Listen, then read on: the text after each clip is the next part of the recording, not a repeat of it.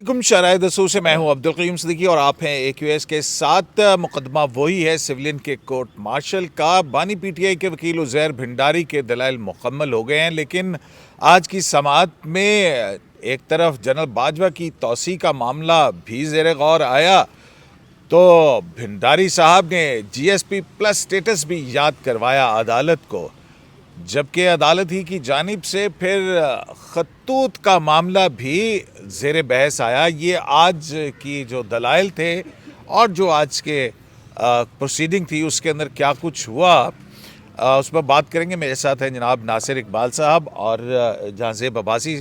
اور ناصر صاحب، آج بھنڈاری صاحب نے بالآخر تقریباً 4-5 دن اپنے دلائل جاری رکھے اور بھرپور جو ہے وہ انہوں نے وقت کا استعمال کیا. تو آج ان کے دلائل اور یہ جو نوک جھونک تھی ججز کے مابین اور بھنڈاری صاحب کے، کیونکہ خطوط کا معاملہ بھی آیا، جی ایس پی پلس کا معاملہ بھی آیا اور پھر جو ہے وہ جنرل باجوہ کی توسیع کا وہ فیصلہ جو جسٹس منصور علی شاہ صاحب نے دیا تھا وہ بھی آیا ظاہر بحث. اور پھر جسٹس امین الدین خان نے کہا کہ پارلیمنٹ میں کیا کسی رکن نے آرمی ایکٹ کے حوالے سے کوئی تبدیلی کا کوئی بل پیش کیا ہو یا اس کے خلاف کسی نے آواز اٹھائی ہو. شکریہ قیوم صاحب. میرے پاس رہنے دیں آج. ہاں آج یہ جو ہے نا میرے پاس رہے گا. شکریہ. اچھا قیوم صاحب، عزیر بھنڈاری صاحب نے آج اپنے جو آرگومنٹس اس لیے کنکلوڈ کیا کہ وہ کہہ رہے تھے کہ میں بہت تھک چکا ہوں اور وہ کہہ رہے تھے کہ میں بہت محنت کی ہے اور میں بہت تھک چکا ہوں. تو آج بلکہ انہوں نے کہا کہ میرے بیٹے نے بڑی مدد کی ہے، اس کا نام بھی شامل ہونا چاہیے. بالکل، وہ دفتر بھی جاتا ہے میرے ساتھ، ٹینس بھی کھیلتا ہے، گھر میں بیٹا ہوتا ہے، دفتر میں ایسوسیٹ ہوتا ہے اور آفس ٹینس میں مخالف رائیول ہوتا ہے. تو یہ سلسلہ تھا. لیکن آج ان آرگومنٹس انہوں نے ویسے تو اس کے بہت سارے پہلو ہیں جو آرگومنٹس کیے، وہ ایک کوزے میں تو نہیں بند کیے جا سکتے. لیکن اگر آپ جی ایس پی پلس کی بات کریں تو پہلے بتا دیتے ہیں. بالکل وہ امپورٹنٹ چیز ہے کہ بانی پی ٹی آئی کی طرف سے ایک یہ دھمکیاں میز دلیل دی گئی ہے. نہیں، بانی پی ٹی آئی کی طرف سے تو نہیں، ان کے کلائنٹ ہیں، یہ ان کے کلائنٹ ہیں. لیکن آرگومنٹس میں تو خیر وہ پوائنٹ کس کے ہیں؟ عمران خان کے ہیں. لیکن آرگومنٹس تو وہ دیں گے نا جس سے وہ کنونس کر سکیں. سمجھیں گے کہ جو بھنڈاری صاحب کا موقف بانی پی ٹی آئی سے الگ ہے. دیکھیں انسٹرکشنز تو فالو ہوتی ہیں، لیکن انسٹرکشنز اتنی مائنیوٹلی نہیں ہوتی نا. وہ تو یہ کہا جاتا ہے کہ نا کہ یہ پوائنٹس ہیں، آپ نے اس کو ایکسپینڈ کرنا ہے. تو اب وکیل صاحب جو ہوتے ہیں وہ ایکسپینڈ کرنے کے لیے بہت سارے ججمنٹس لے کے آتے ہیں، کیونکہ کلائنٹ کو تو نہیں پتہ نا کہ وہ اس کے فیور میں کون سی ججمنٹ جائے گی یا کون سی چیز اس کے فیور میں جائے گی. خیر چھوڑیں اس کو. وہ ہوا یہ تھا کہ عزیر بھنڈاری صاحب جو ہیں وہ انٹرنیشنل کووننٹس آف سول رائٹس پہ آئے اور انہوں نے بتایا کہ انٹرنیشنل کووننٹس جو ہیں جو سول رائٹس پہ ہیں آئی سی سی پی آر، اس میں کوئی بھی حکومت اگر وہ چاہے تو یہ کہہ سکتی ہے کہ ہمیں اس کا فلاں شق کو ہم سپورٹ نہیں کریں گے لیکن فلاں شق کو ہم سپورٹ کریں گے. تو وہ کہتا ہے کہ پاکستان نے آئی سی سی پی آر کی شق نمبر 3 اور 25 کے خلاف اس کو ریٹیفائی نہیں کیا ہوا، لیکن 14 کو کیا ہوا ہے. تو جب 14 کو کیا ہوا ہے تو اس پہ پاکستان جو ہے نا اپنی جب اس کی یہ ریکوائرمنٹ ہے کہ جب وہ ڈومیسٹک لا کو اپلائی کرے گا، کورٹس جب کوئی بھی کورٹ جب اپلائی کرے گا تو وہ اس کو انٹرنیشنل کووننٹس کے تحت کو مد نظر رکھتے ہوئے کرے گا. پھر انہوں نے یہ بتایا کہ دیکھیں جو ہم نے کورٹ مارشل کی ہیں سویلینز کے، اس کو یورپین یونین نے بہت بری نظر سے دیکھا ہے اور انہوں نے یہ بات پسند نہیں کی ہے. اور آپ یہ ذہن میں رکھیں کہ یورپین یونین نے ہمیں جی ایس پی پلس کا سٹیٹس دیا ہوا ہے اور ہماری جو ہے اکانومی اس پہ ڈپینڈنٹ ہے. تو اس پہ جسٹس جمال مندوخیل صاحب نے کہا تھا کہ کیا ہم نے جو فنڈامنٹل رائٹس کی ایکسٹینشن ہے وہ اس لیے کرنی ہے کہ ہم انٹرنیشنل کوئی بینیفٹ حاصل کر سکیں. تو عزیر بھنڈاری صاحب کا یہ کہنا تھا کہ دیکھیں ہمیں ہماری اکانومی میلٹنگ اکانومی ہے، ہمیں اس کو سپورٹ دینے کے لیے ہمیں کبھی آئی ایم ایف کے پاس جانا پڑتا ہے، کبھی ہمیں دوسرے لینڈنگ انسٹیٹیوشنز کے پاس جانا پڑتا ہے کہ اپنی اکانومی کو چلا سکیں. تو ہم جو ہے وہ باہر نہیں جا سکتے، ہم ڈپینڈنٹ ہیں، ہمیں ان سے سپورٹ لینی پڑتی ہے. اس پہ پھر جسٹس نعیم اختر اغوان صاحب نے کہا تھا کہ دیکھیں ہم ایک گلوبل ولیج میں رہتے ہیں اور یہ بھی ذہن میں رکھیں کہ کلبھوشن کو ہم نے انٹرنیشنل کورٹ آف جسٹس کی جو ججمنٹ تھی اس سے بچنے کے لیے ہمیں ان کو کونسل ایکسیس دینے کے لیے رائٹ آف اپیل بھی دینی پڑی تھی, ایک آرڈیننس بھی آیا تھا. تو جب ہم اپنے سٹیزنس کو اس پہ جسٹس جمال خان مندوخیل نے کہا تھا کہ ہم ایک فارنر کو تو دے سکتے ہیں لیکن اپنے لوکل سٹیزن کو کیا کوئی رائٹ نہیں دے سکتے, بس یہ بحث بیسیکلی چل رہی تھی. لیکن بات اس میں یہی تھا کہ آپ کو ہر صورت میں جو سپریم کورٹ تو جسٹس مسرت ہلالی نے پھر ہمیں کیا اسی کہا؟ سائڈ پہ آ رہا تھا تو انہوں نے کہا تھا کہ دیکھیں یہ جو اوبلیگیشنز ہیں جو ہے یہ فیڈرل گورنمنٹ نے پوری کرنی ہے, supreme court under no circumstances کوئی اوبلیگیشن کے انڈر ہے, مطلب ہماری یہ ذمہ داری نہیں ہے, یہ فیڈرل گورنمنٹ نے کرنی ہے. عزیر بھنڈاری صاحب نے کہا ہاں یہ بالکل آپ ٹھیک کہہ رہی ہیں, یہ ہمارے کام نہیں ہے, یہ سپریم کورٹ کا کام نہیں ہے, یہ فیڈرل گورنمنٹ کا کام ہے. ہاں بارش بھی جو ہے وہ تیز ہو گئی ہے, یہ میں نے آج صاحب پہلے بتایا تھا. تو وہ مجھے پتا ہے آپ محکمہ موسمیات ہیں.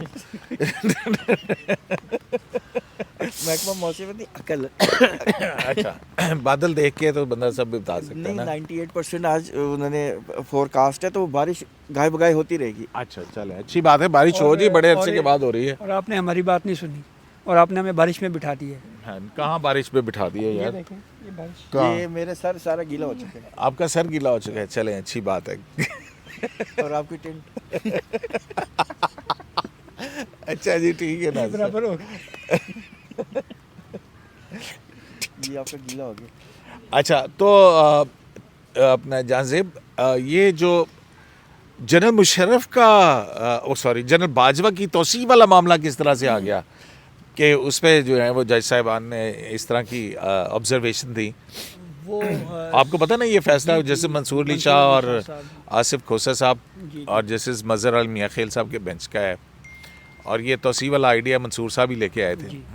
تو یہ ہوا یہ کہ جسٹس امین الدین خان صاحب نے عزیر بھنڈاری صاحب کو سلمان اکرم راجہ کے آرگومنٹس کو دہرایا. انہوں نے کہا ہے کہ سلمان اکرم راجہ صاحب آپ سے پہلے انہوں نے یہ آرگومنٹس سپریم کورٹ میں اس کیس میں کیے تھے کہ انڈیا میں ملٹری کورٹ میں یا فیلڈ کورٹ مارشل اگر کسی فوجی کا ہوتا ہے تو اس کے خلاف ٹربیونل میں اپیل جاتی ہے, اور جو ٹربیونل ہے وہ بالکل آزادانہ طور کے اوپر ہوتا ہے, اس میں لیگل مائنڈ والے لوگ بیٹھے ہوئے ہوتے ہیں جوڈیشل سائڈ پہ بھی اور ملٹری سائڈ پہ بھی. تو ہمیں یہ بتائیں کہ یہ جو ٹربیونلز کے میں اپیل کا حق بھارت میں دیا گیا ہے, کیا یہ کوئی عدالتی فیصلے میں ہدایات دی گئی تھیں یا پارلیمنٹ نے خود سے اس کے اوپر جو ہے وہ کوئی ایکٹ کیا؟ تو اس پہ جسٹس جمال مندوخیل صاحب نے اپنا ایک واقعہ سنایا. انہوں نے کہا کہ میں نے ایک ججمنٹ دیا تھا اور اس ججمنٹ کی روشنی میں پھر ہائی کورٹ کی اس لیول کے اوپر 3 رکنی کمیٹی بنی, اور 3 رکنی کمیٹی کے بعد پھر لوور جوڈیشری میں جو ججز کی اپوائنٹمنٹ کا جو پروسیس تھا اس میں ٹیسٹ انٹرویو کا پروسیس شروع ہوا. تو پھر اس پہ جسٹس محمد علی مظہر نے کلبھوشن یادیو کی مثال دی. انہوں نے یہ کہا کہ کلبھوشن کے حوالے سے عالمی عدالت انصاف میں یہ معاملہ گیا اور پھر اس کے بعد ایک اسپیشل قانون بنایا گیا اور اس کے ذریعے سے یہ لا آیا, اور پھر کلبھوشن کو اپیل کا یا وکیل تک رسائی کا جو قانون ہے وہ بنایا گیا. تو اس پہ جسٹس نعیم اختر افغان صاحب نے یہ کہا کہ اس کو ایک اور مثال سے بھی بیان کیا جا سکتا ہے. آپ کا یاد ہوگا کہ آرمی چیف کی مدت ملازمت میں توسیع کے حوالے سے کیس سپریم کورٹ آیا تھا, تو اس وقت قانون میں آرمی چیف کی ایکسٹینشن کے حوالے سے کوئی گنجائش نہیں تھی, لیکن سپریم کورٹ نے اپنے فیصلے میں پارلیمنٹ کو ڈائریکشن دے دی, ڈائریکشن نہیں دی تھی یا یہ کہہ دیا کہ آپ جنرل باجوہ کو 6 مہینے کی ایکسٹینشن دیتے ہوئے کہا 6 مہینے میں قانون سازی کریں, کہ آپ قانون سازی کر لیں, اور پھر اس کے بعد جو ہے وہ قانون بنا. تو پھر جسٹس امین الدین خان صاحب نے یاد کروایا, انہوں نے کہا ہاں یہ وہی وقت تھا جب ایک نوٹیفیکیشن کے لیے سب نے جو ہے وہ سر جوڑ کے بیٹھ گئے تھے, تو یہ وہ وقت تھا. ہاں جنرل باجوہ بھی آ گئے تھے, عمران خان صاحب کی حکومت تھی, اور انہوں نے بس ہم ناصر صاحب اس کو کنکلوڈ کر رہے ہیں. تو پھر وہ خطوں والا معاملہ کہاں سے آ گیا درمیان میں؟ وہ بیسیکلی عزیر بھنڈاری صاحب نے آرگومنٹس کرتے ہوئے یہ کہا تھا, میں شارٹ کر دیتا ہوں, کہ انہوں نے کہا تھا دیکھیں آج کل تو یہ حالت ہے کہ جیل میں کاغذ بھی نہیں جانے دیتے, یہ آپ کو اعتزاز احسن صاحب نے بتایا بھی ہے, اور کیس کے اندر نہیں اس کے علاوہ بھی وہ اس جیل کے بارے میں بھی بات ہوئی تھی اڈیالہ جیل میں جہاں پہ بانی پی ٹی آئی کا ٹرائل ہو رہا تھا. بالکل, تو کہتے ہیں وہ اتنی سخت چیکنگ کرتے ہیں کہ کاغذ بھی نہیں جا سکتا. اس پہ جسٹس امین الدین خان صاحب نے کہا تھا کہ ہاں لیکن 2 پیج کے لیٹر آ جاتے ہیں. آپ کو یاد ہوگا کہ ایک لیٹر آیا تھا عمران خان صاحب کی طرف سے چیف جسٹس صاحب کو اور امین الدین خان صاحب کو, جو کہ کانسٹیٹیوشن بینچ کے ہیڈ ہیں اور اس کمیٹی کے بھی ہیڈ ہیں. تو وہ چیف جسٹس صاحب نے وہ لیٹر ریفر کر دیا تھا کانسٹیٹیوشن کمیٹی جو بنی ہوئی ہے اس کو. تو یہ اسی حوالے سے شاید ان کا انہوں نے ذکر کیا تھا کہ ہاں لیکن 2 پیج کے لیٹر بھی آ جاتے ہیں. تو اس پہ نصرت ہلالی صاحبہ نے پھر ایک آبزرویشن دی. انہوں نے یہ کہا کہ ہاں خطوط کا جو سلسلہ ہے وہ آج کل اس کے بڑے ویسے بھی تنازعات ہیں اور بڑے اس کے چرچے ہیں.